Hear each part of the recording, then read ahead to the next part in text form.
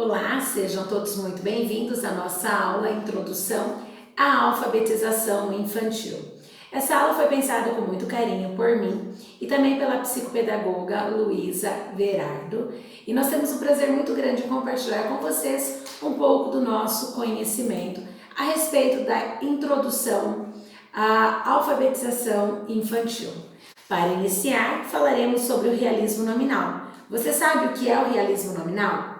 Bom, para aquelas pessoas que ainda não sabem ou têm alguma dúvida sobre ele, o realismo nominal é a maneira como crianças, e inclusive pessoas que ainda não estão alfabetizadas, concebem as palavras, ignorando o tamanho delas, mas fazendo uma associação entre o tamanho do objeto com o tamanho que deve ter a palavra a que ele está se referindo.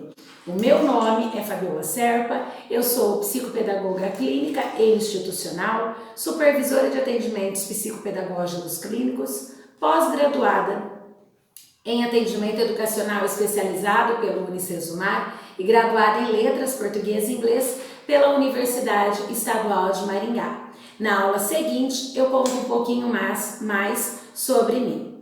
Retornando ao conteúdo da nossa aula, lá no final dos anos 70, início dos anos 80, alguns pesquisadores de vários países constataram que crianças que não conseguiam compreender um sistema de escrita alfabética, elas estavam presas a associações entre o tamanho do objeto e o tamanho da palavra. Se nós pegarmos como exemplo a palavra trem, é um objeto muito maior do que uma formiguinha.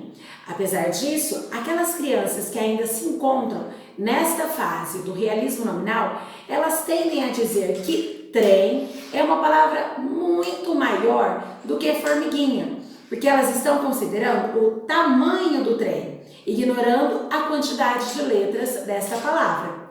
O mesmo vai acontecer quando a criança afirma que formiguinha é uma palavra menor do que trem, porque afinal a formiga é em tamanho muito menor do que o trem. Então, o mesmo também pode acontecer quando aquela criança pensa que palavras como sofá e cadeira são parecidas, até na escrita, porque ambas servem para se sentar.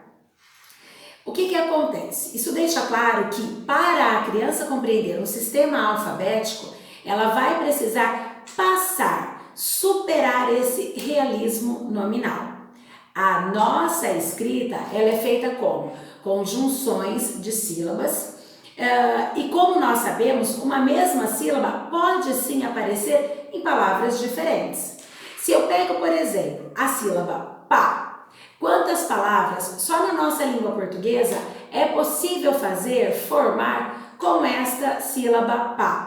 Vamos pensar algumas. Eu vou tomar como exemplo palavras em que o pá está no início da palavra. Eu tenho, por exemplo, papai, pauta, parágrafo, paraíso, pato, parafuso e assim muitas outras palavras que nós poderíamos talvez passar a noite falando sobre elas. Então, todas essas palavras que eu citei, elas se escrevem com o início parecido, e eu até diria que o início é igual. Porém, o significado delas é absolutamente, completamente diferente uma da outra, certo? Então, para a criança conseguir refletir sobre o significado sonoro e entender que as letras representam sons, ela precisa deixar de lado a aparência daquele objeto.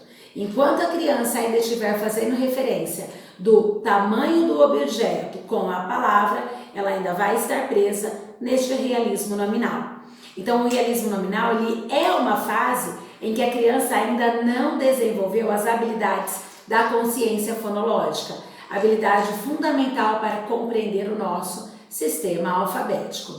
Eu acho importante e relevante dizer a vocês que não há nada de errado em crianças que ainda estão presas, digamos, a esse realismo nominal. Na realidade, todos nós passamos por isso antes de estarmos alfabetizados, é claro. O que nós precisamos é saber como tirar essas crianças que ainda estão em fase de alfabetização, como que a gente vai tirar desse realismo nominal e introduzi-las a um sistema alfabético. Penso que a melhor forma de fazer isso seja brincando. Por que brincar? Porque brincar faz parte do universo da criança, faz parte da realidade desta criança. Então, o brincar ele não pode ser pensado ou concebido como uma perda de tempo. Por isso mesmo que os professores lá na educação infantil são de extrema importância e peças fundamentais nesse processo de ajudar a passar a criança do realismo nominal para um processo de alfabetização. Daí a importância em se fazer uma educação infantil bastante voltada ao lúdico, pois esta é a linguagem que a criança utiliza para aprender. Então não é necessário entrar com o processo de alfabetização nesta fase, como tantas escolas fazem ainda lá no infantil 5 e às vezes até um pouco antes, tá? Então eu sei que algumas crianças vão conseguir ler sim aos 5 anos e algumas, em raras exceções, até em um prazo menor, com menos do que 5 anos. Porém é importante que nós lembrarmos de uma coisa: ler é uma coisa, compreender o que se lê, compreender o que é lido é uma coisa completamente diferente. Saber a ordem do alfabeto é uma coisa, é um decoreba. Agora, saber o som dela, saber utilizar e empregar já é uma outra etapa, já é uma nova fase. Mas vamos deixar esse assunto um pouquinho de lado e voltar ao nosso realismo nominal. Para sair do realismo nominal, nós temos que fazer a criança refletir sobre a forma oral e também a forma escrita das palavras. É claro que normalmente a gente se pergunta, como? Muitas vezes durante um atendimento clínico, muitas vezes durante uma supervisão, durante um atendimento pedagógico aos professores, esta é a pergunta: como que eu tiro as crianças que ainda estão presas no realismo nominal, como que eu faço elas mudarem de etapa? Bom, a resposta é mais simples do que parece. Brincando com os sons. Como que eu posso brincar com as palavras? Como que eu posso brincar com essas palavrinhas, com o som dessas palavrinhas? Simples. Nós podemos usar alguns jogos fonológicos de alfabetização. Musiquinhas que tenham rima, aqueles trava-línguas e algumas outras maneiras. Por isso que eu falei que a educação infantil ela é tão importante. Porque é lá na educação infantil que os professores vão trabalhar essas questões com as crianças. Tem uma brincadeira que ela é bem gostosa de fazer, que a criança precisa... Nós vamos determinar assim. Vamos dizer palavrinhas que comecem com uma determinada sílaba. Prestem atenção que é tudo oral, tudo sonoro. Nós não vamos pedir para a criança escrever absolutamente nada. Se nós estivermos trabalhando com isso dentro da escola, nós podemos formar um círculo, pegar uma bola. Então, eu sou a professora e eu começo a brincadeira. Então, eu vou dizer, olha, vamos dizer palavras que iniciam com a sílaba, com o som do bo, ou então com o som do bó. E daí eu peço para as crianças repetirem, bo, bó. Então, eu começo, vou jogar para uma aluna e eu digo, bolo, joguei. Ela pegando a bola, ela vai jogar para um outro coleguinha e dizer bolacha. O coleguinha pegou a bola, vai jogar para um outro e vai dizer uma nova palavra que inicie com o som do bo ou do bó. Esta é uma sugestão bem legal, bem divertida e nós podemos inclusive torná-la um pouco mais difícil, determinando um tempo. As palavras têm que ser ditas em no máximo 1 minuto. Nós podemos determinar locais, por exemplo, eu quero palavras que iniciem com bo, com bó e que estejam no mercado. Então a criança, ela vai precisar pensar, ativar outras questões, memória inclusive. Então eu posso ter bolacha, bolo, tenho também a bola, tenho o que mais com bo. Preciso relacionar a isso e daí poder brincar. Claro, vamos tomar muito cuidado com a faixa etária, para nós não exigirmos demais de crianças tão pequenas, tá bom? Então, nós temos essa maneira de fazer com que a criança possa ir entendendo que uma mesma sílaba está em várias palavras e não apenas em uma. Outra questão que nós podemos fazer é tornar essa brincadeira como se fosse uma batata quente. Agora há pouco eu citei que nós podemos marcar tempo, mas eu posso deixar uma música tocando, fico virada de costas, por exemplo, e quando parar a música, a pessoa que estiver com a bola, que ainda não conseguiu passar a bola, ela precisa pagar uma prenda. Então ela tem que cantar uma musiquinha, tem que recitar um poeminha, tem que fazer um desenho no chão, coisas sempre relacionadas ao lúdico.